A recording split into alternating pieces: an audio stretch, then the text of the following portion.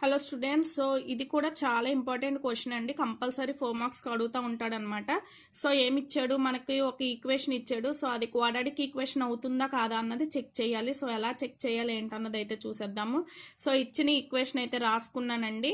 So LHS తీసుకున్నాను. So దీని A-B whole square ఫార్మేషన్లో దీన్ని ఎక్స్పాండ్ చేసేసాను.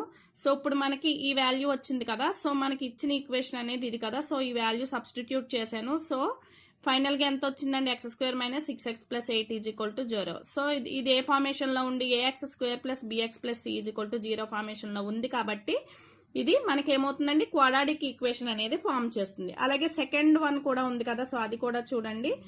సో తీసుకున్నాను. మీ ఏం లేదండి, సింపుల్గా సింప్లిఫై చేసేయడమేనమాట. సో చూడండి, ఫస్ట్ ఎల్హెచ్ఎస్ పార్ట్ తీసుకుని సింప్లిఫై చేస్తే ఇంత వచ్చింది. నెక్స్ట్ ఇది తీసుకున్నాను. ఇది a + b a - b ఫార్మేషన్లో ఉంది కదా. సో x² - 2² అంటే 4. సో ఇది ఎలా వచ్చిందండి, సో ఈ రెండాట్లో ఎల్హెచ్ఎస్ ఆర్హెచ్ఎస్ రెండు ఈక్వల్ చేయండి. సో ఫైనల్గా ఏమొచ్చిందండి, x + 12 = 0. But this is not the form of ax² + bx + c. So ఈ ఫార్మేషన్లో లేదు కాబట్టి ఈ ఈక్వేషన్ అనేది నాట్ ఏ క్వాడ్రాటిక్ ఈక్వేషన్. ఓకేనా? సో డౌట్ ఉంటే కామెంట్ చేయండి.